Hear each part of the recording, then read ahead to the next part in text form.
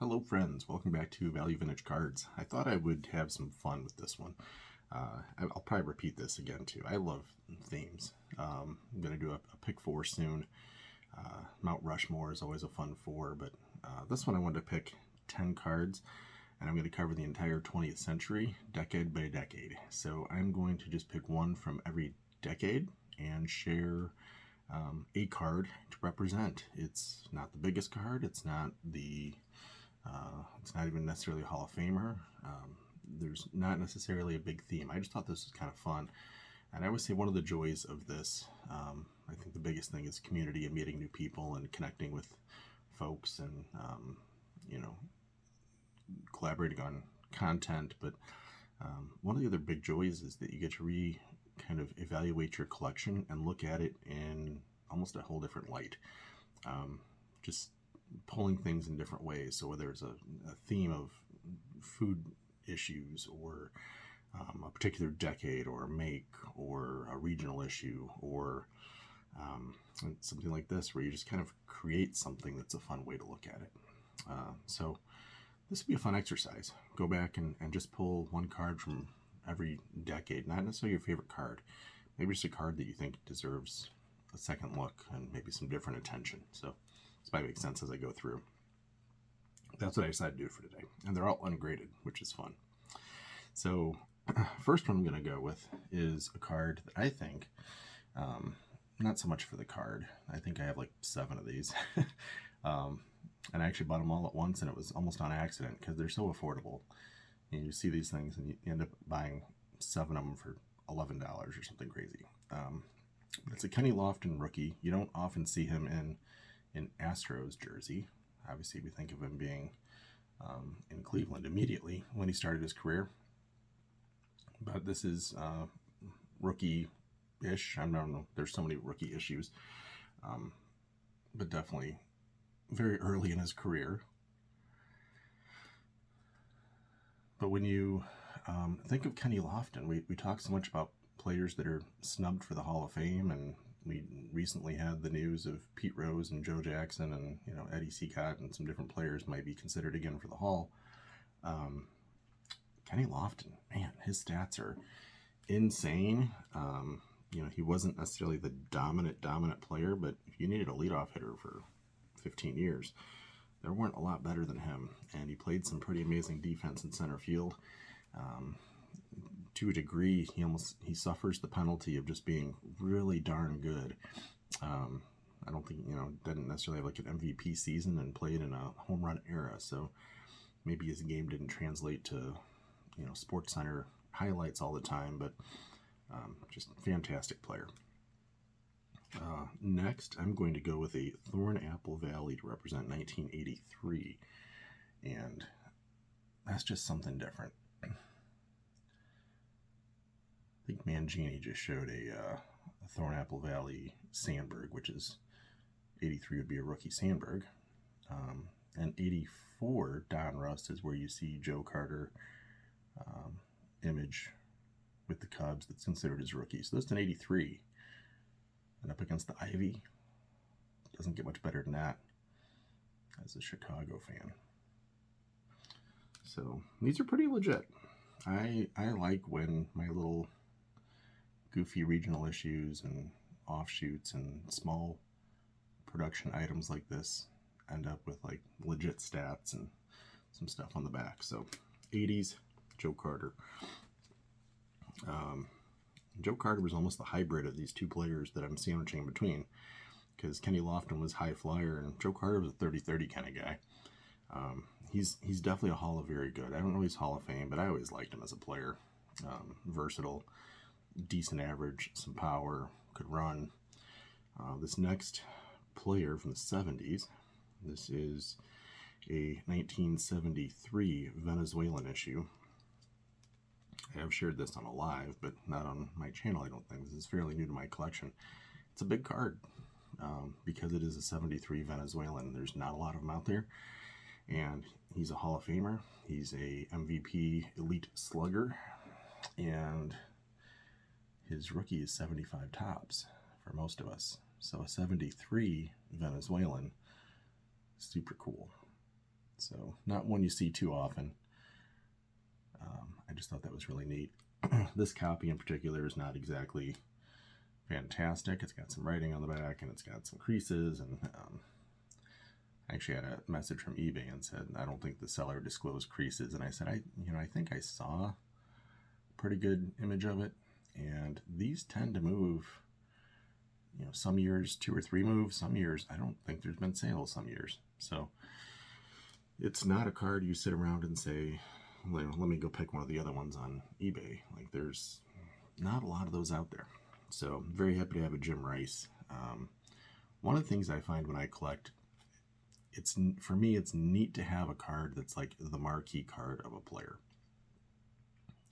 Some players, it's it's a Topps issue, it's a Bowman issue, it's something like that, because that's the best there is, and that's what it is. 52 Topps Mantle, go ahead and try and beat that.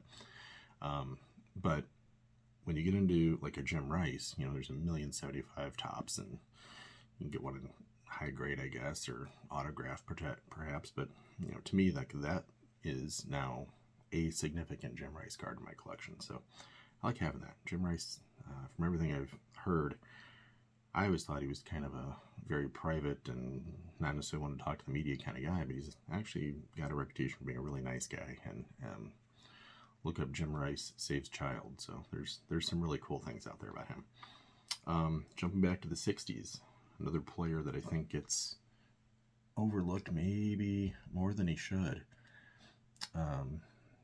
That era, obviously, when you go just outfielders, we go Mantle, we go Mays, we go Clemente. Sometimes you even hear Duke Snider named somewhere in that realm. There's a lot, Frank Robinson, but I feel like Kaline just gets overlooked. It's 3,000 hits, 399 home runs. Youngest batting champion. All around good guy again. For me, that does factor into my equation. 62 Topps, I think it's a nice clean copy. But what is even better is that it is not just a standard 62 Topps, but it is a 62 Topps Venezuelan with a very clean back. Actually, it's just a really clean card. Tough to find Venezuelans this clean.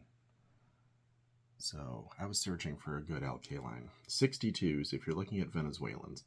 64 black back, love it. 67, unique backs, love it. 66, 60, 59, 68.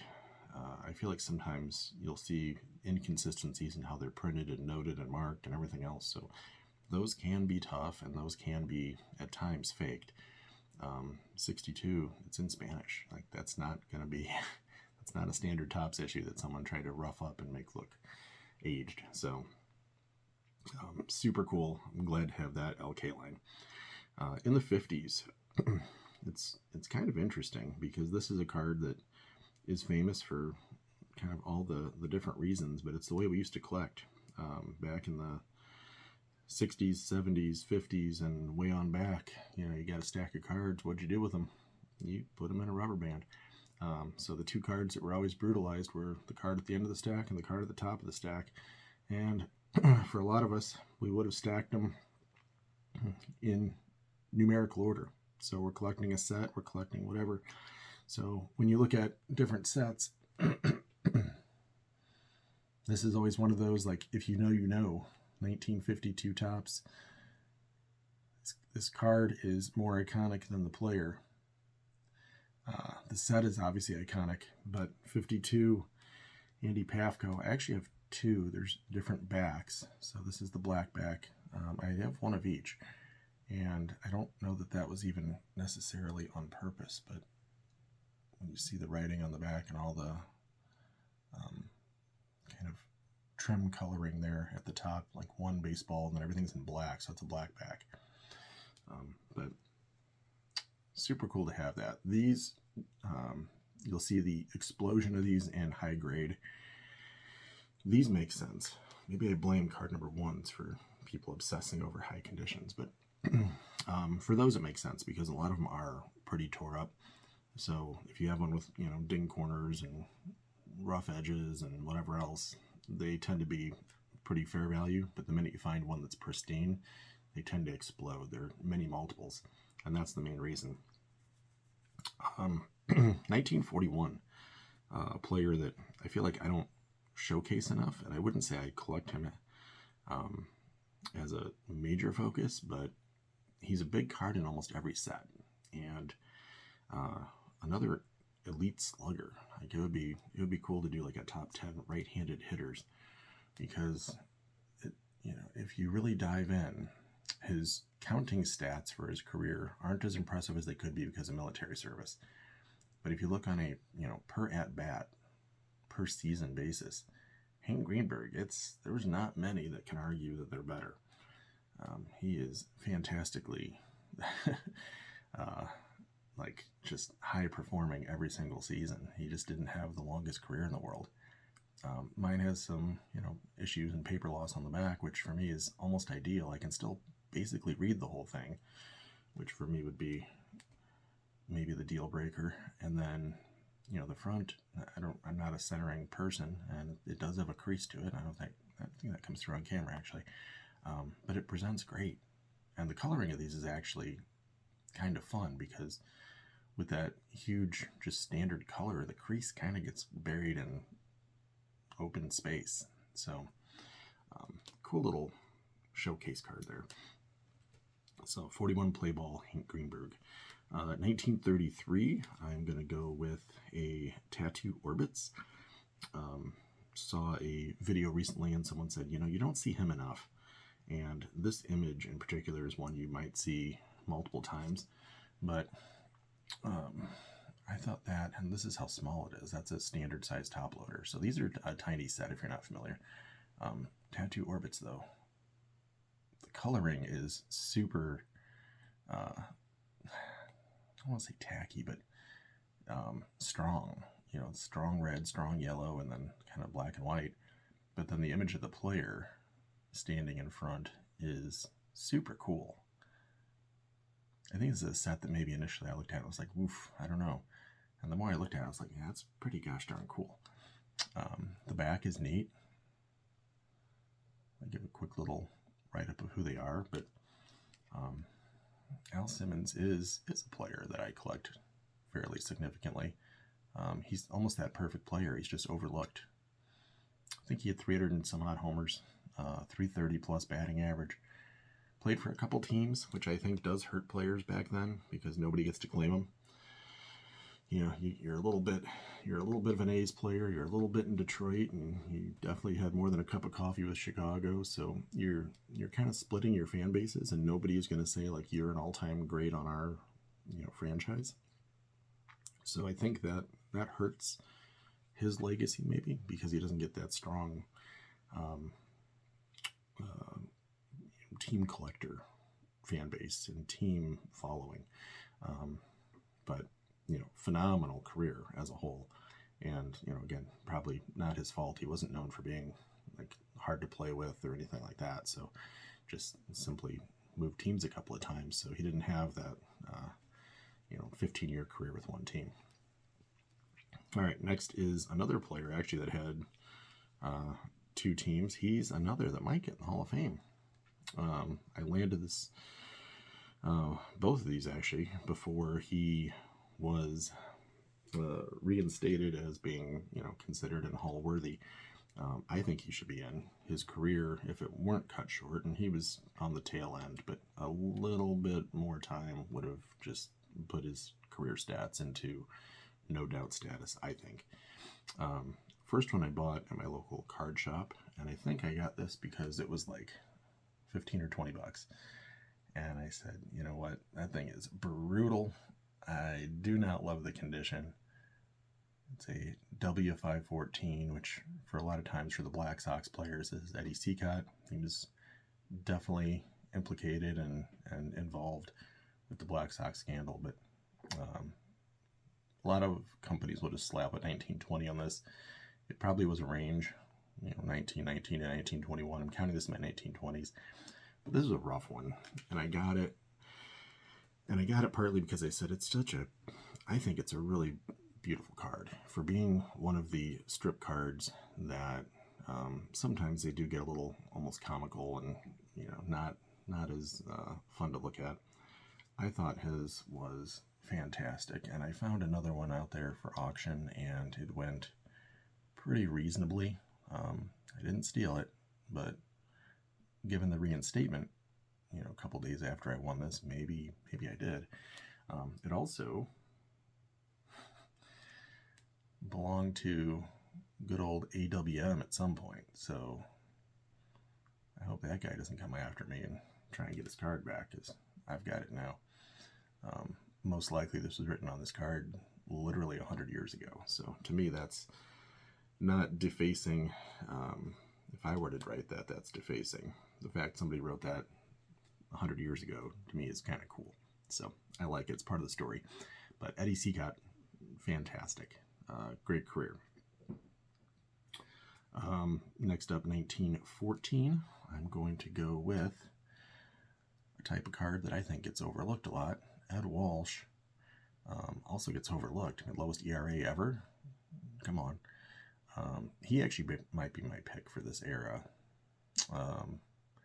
As the Sandy Koufax Award winner. Amazing peak, and injured. Didn't get to really get the full career that we would have wanted. He was throwing innings like they were going out of style, so I think he's the last to throw like 400 innings, and it was like 450. He wasn't messing around. Spitballer. So one of the last to legally throw a spitball. But a couple things. I think Ed Walsh is underrated. I think if we had almost like a Sandy Koufax reverence for what he did, he could be one of the more expensive. But also these playing cards, the Tom Barker, what the national, I'm blanking what the national set is called. Polo Grounds, all those playing cards from 1914, 1915, I think they're just fantastic. They're great images. They're big images. If you can get past the fact it's a playing card, that doesn't weird you out, I think that's a fantastic option. And then last one to finish this off, I went E95. I want to stick ungraded. So it's a caramel card.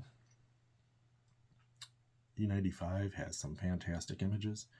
I picked this up because, again, if you're going to tell the story of baseball, poor Fred Merkle. Merkle's boner. Merkle basically, cost his team the championship. Poor guy. Actually a really good player, and really none of his team blamed him. It was more so the media and the fans that, labeled him as this goofball that cost him, the game, the series, the championship, everything. But in reality, it was not as egregious as that he gets blamed for.